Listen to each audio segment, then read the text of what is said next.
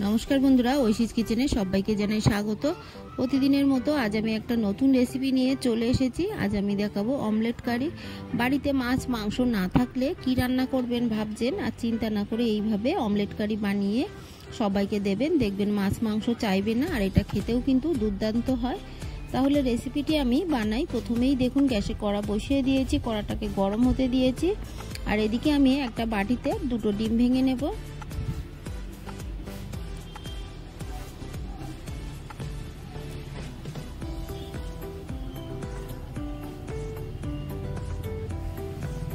ডিম দুটো ভেঙে নিয়ে এর মধ্যে আমি কুচানো পেঁয়াজ দিয়েছি, তারপর দিয়ে দিলাম হলুদ গুঁড়ো, এরপর আমি এর মধ্যে দিয়ে দেব লবণ।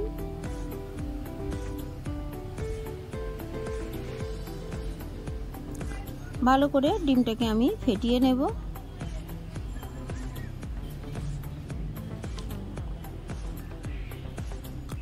ডিমটাকে খুব ভালো করে আমি ফেটিয়ে নেওয়ার পর গ্যাসে আমি কড়া বসিয়ে তার মধ্যে একটু সাদা তেল দিয়েছি, তেলটা গরম হয়ে গেছে।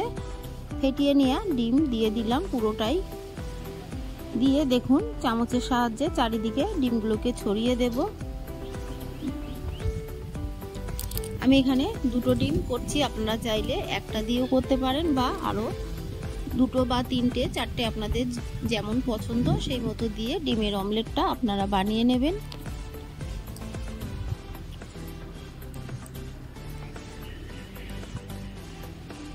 এরপর দেখুন ডিমগুলোকে আমি উল্টে পাল্টে ভেজে নিলাম, তারপর কেটে ছোট করে নিয়ে তারপর কেটে দিলাম। দুটো ডিম থেকে আমি 3 পিস অমলেট বানালাম।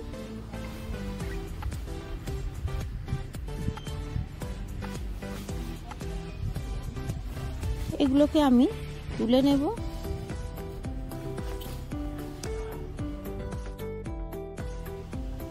ডিমের অমলেটগুলো তুলে নিয়ে এই তেলের মধ্যে আমি আরো একটু তেল দিয়ে দেব, আর অল্প একটু তেল দিয়ে একইভাবে আমি ডিমের অমলেটগুলো সব করে নেব।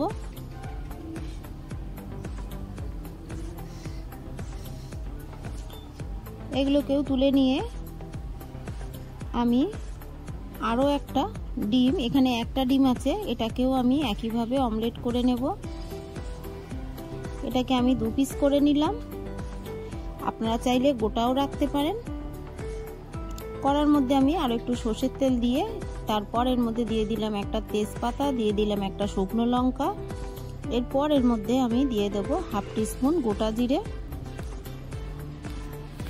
এই ফোড়নটাকে আমি ভেজে নেব কয়েক সেকেন্ড। এইভাবে নেড়ে ফোড়নটা দেখুন ভাজা হয়ে গেছে, এর থেকে বেশি কিন্তু আর ভাজবো না। ভাজা হয়ে গেলে একটা বড় সাইজের কুচানো পেঁয়াজ আমি দিয়ে দিলাম।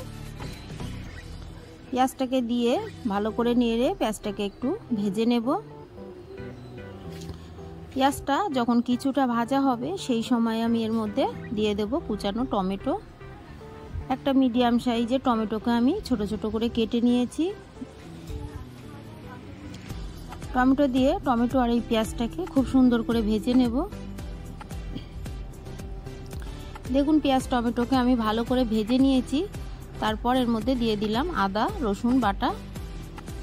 গ্যাসের ফ্লেমটাকে লো করে রেখে আদা রসুনটাকে আমি একটু নেড়ে নেব।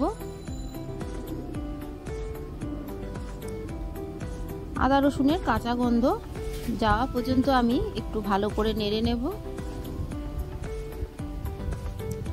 এরপর এর মধ্যে দিয়ে দিলাম অল্প জল, যেহেতু আমি গুঁড়ো মশলা দেব তাই একটু জল না দিলে মশলাটা পুড়ে যাবে।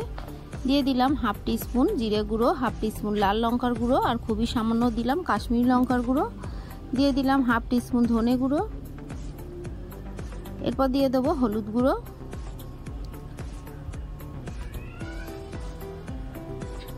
এরপর দিয়ে দিলাম লবণ। দিয়ে মশলাটাকে আমি খুব ভালো করে নেড়ে কষিয়ে নেব। মশলা দিয়ে দেখুন তেল বেরিয়ে গেছে। এরকম সুন্দর করে মশলাটাকে কষিয়ে নেওয়ার পর দিয়ে দিলাম 4টে কাঁচা লঙ্কা। ঝালটা আপনারা যেমন খান সেরকমই দেবেন, সেই মতো দেবেন। ফ্লেমটাকে লো করে রেখে আরও একটু নেড়ে মশলাটাকে আমি কষিয়ে নিলাম। সুন্দর করে কষিয়ে নেওয়ার পর দিয়ে দিলাম আগে থেকে একটু ভাপিয়ে নিয়েছি আলুগুলোকে, সেদ্ধ করে জল ঝরিয়ে নেওয়া আলু। এটা আমি অফ ক্যামেরায় করে নিয়েছি। তবে আপনারা কাঁচাও আলুটাকে দিতে পারেন, তবে আলুটাকে ভেজে তারপর দেবেন।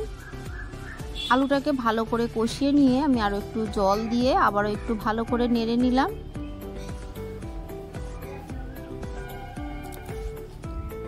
এরপর আমি এর মধ্যে দিয়ে দেব পরিমাণ মতো জল। আপনারা যেমন গ্রেভি রাখতে চান সেই মতোই জলটা দেবেন। দেখুন ফুটে উঠেছে, এই সময় ভেজে রাখা অমলেটগুলো দিয়ে দেব।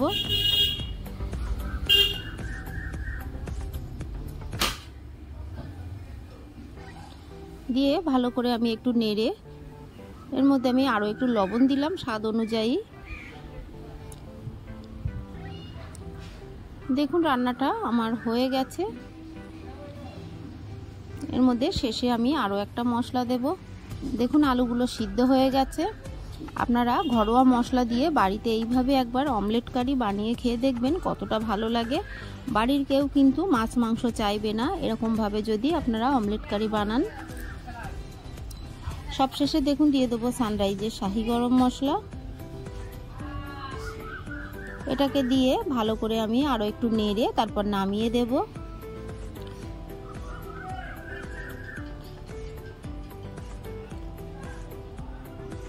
আমার এই সহজ রেসিপিটি আপনাদের ভালো লাগলে প্লিজ আমার চ্যানেলটিকে সাবস্ক্রাইব করে পাশে থাকা বেল আইকনটি ক্লিক করে দেবেন। তাহলে আমি যখন কোনো নতুন ভিডিও ছাড়বো আপনাদের কাছে পৌঁছে যাবে। আমি গ্যাসের ফ্লেমটাকে অফ করে দিলাম। তারপর আপনাদের 5 মিনিট বাদে দেখাচ্ছি। দেখুন কতটা সুন্দর হয়েছে। এটা দেখতেও যতটা সুন্দর হয়েছে খেতেও কিন্তু ততটাই সুন্দর হয়েছে। রেসিপিটি ভালো লাগলে একটা লাইক করতে ভুলবেন না। রেসিপিটি কেমন লাগলো আমাকে কমেন্ট করে জানাবেন। ভালো থাকবেন, সুস্থ থাকবেন। আবার দেখা হবে পরের ভিডিওয়।